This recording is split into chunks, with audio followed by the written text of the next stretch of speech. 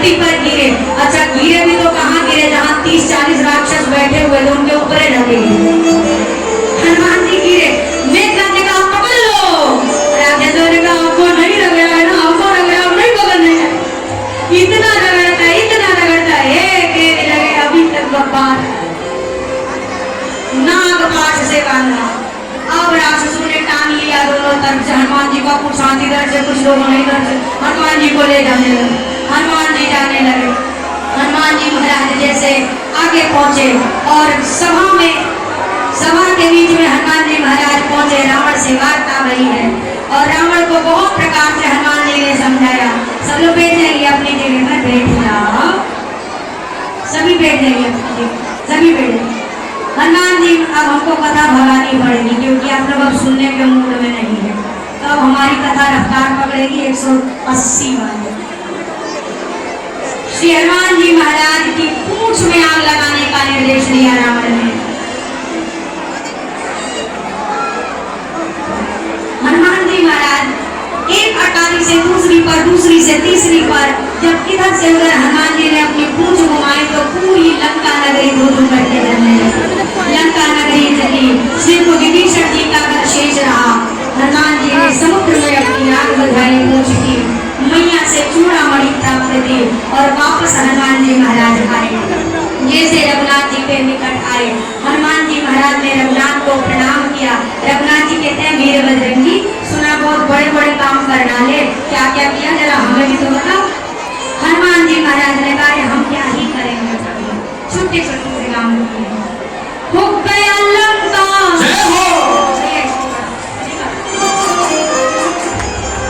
हो गया लंका एक क्षण में, दुश्मन से लड़ा रण में, मैं बचाने आया, मैं झंडा गाड़ने आया, मैं बचाने आया,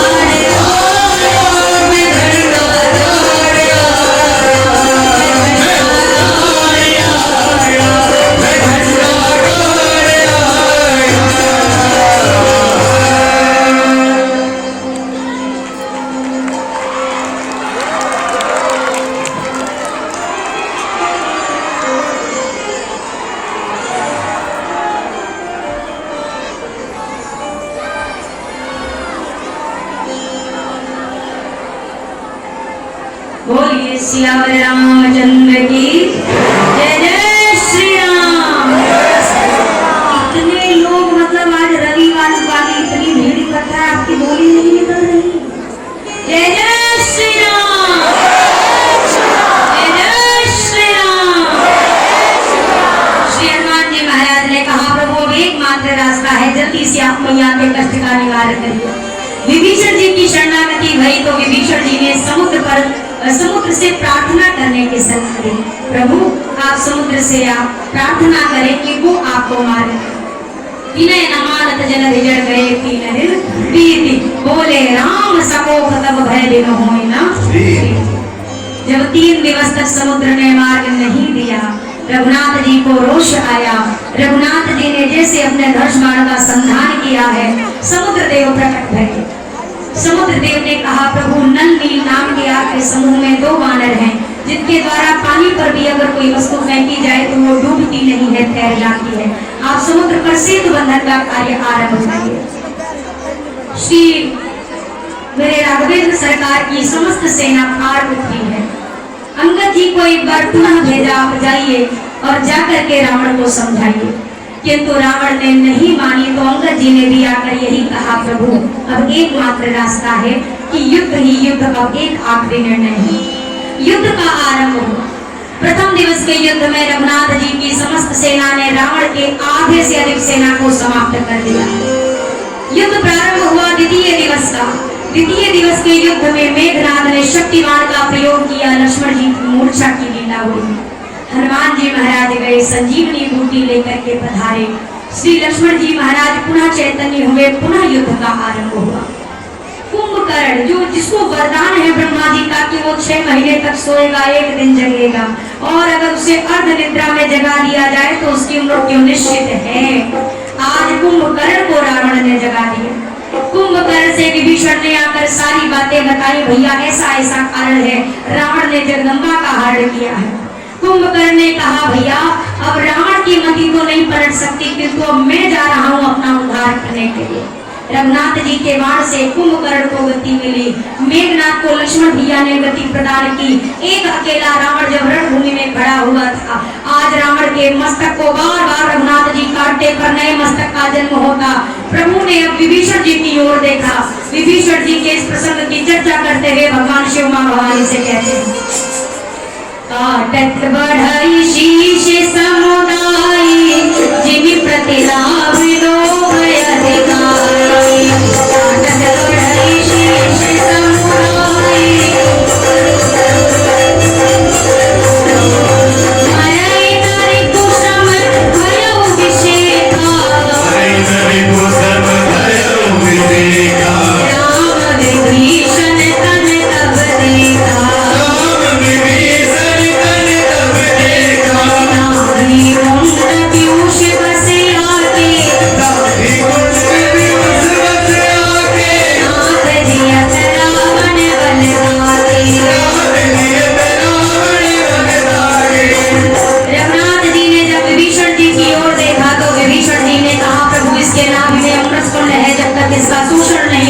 मृत्यु नहीं होगी। राम जी ने अपने धनुष पर एक साथ 30 बाणों का संधान किया है। 10 बाण से रावण के 10 मस्तक का छेदन किया। 20 बाण से रावण की 20 भुजाओं को काटा। 1 बाण से रावण के अग्रकुंड का शोषण किया। और वो स्वामी जी कहते हैं सायक एक नाभि सरिसो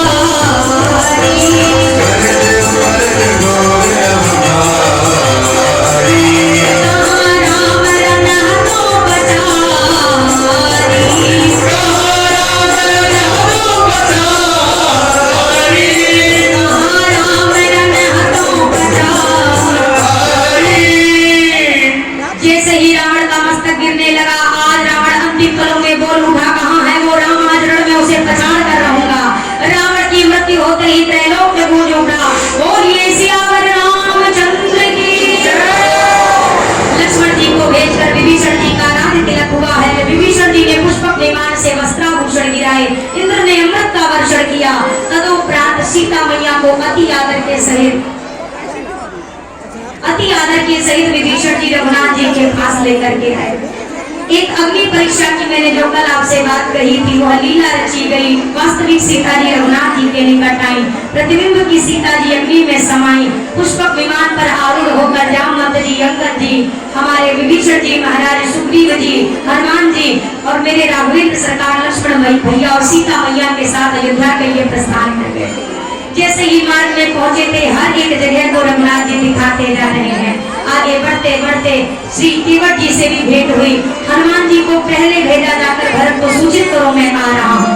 हनुमान जी पहुंचे, भरत जी को सूचना दी रघुनाथ जी श्री सीताराम जी पधार रहे हैं। भरत जी गुरुदेव के पास गए। गुरुदेव समस्त अयोध्या प्रवासियों को लेकर अयोध्या के राजद्वार पर प्रतीक्षा करने लगे। देखते देखते आकाश में उड़ता हुआ पुष्पक विमान दिखाई दिया और धीरे धीरे करके वह पुष्पक विमान श्री अयोध्या की धरा पर आकर विराजमान हुआ। मेरे रघुनाथ जी जैसे उतरे हैं, सबसे पहले अयोध्या के रथ को मस्तक से लगाया। आज विभीषण जी के 14 वर्षों का इंतजार पूर्ण हुआ। उठे मिले लो भरत भैया, हरि आया रे तोरा वीरा आया रे।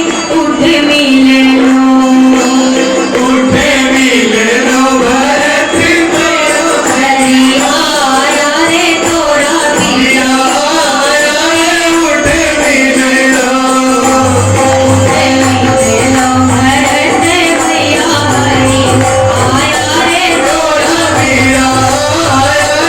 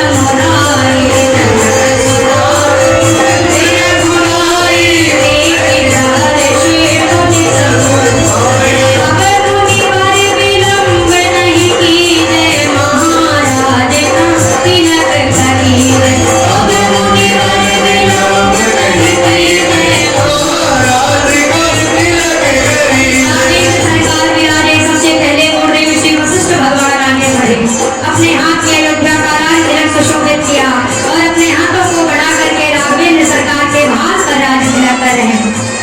अरे प्रथम तिलक वशिष्ठ मुनि की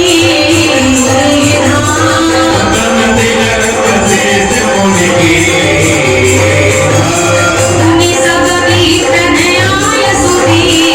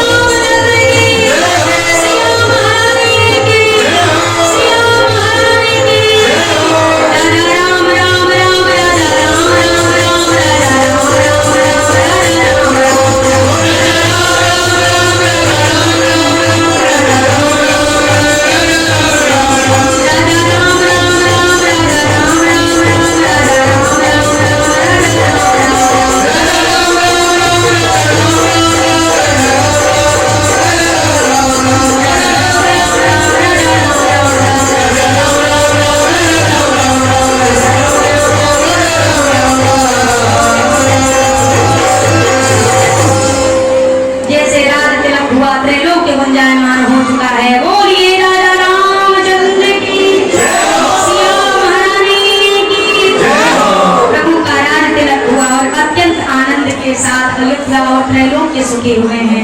हमने आपने सभी ने प्रभु की कृपा से हरि इच्छा से रघुनाथ जी की इस 9 दिवसीय श्री राम कथा ज्ञान यज्ञ का आनंद लिया।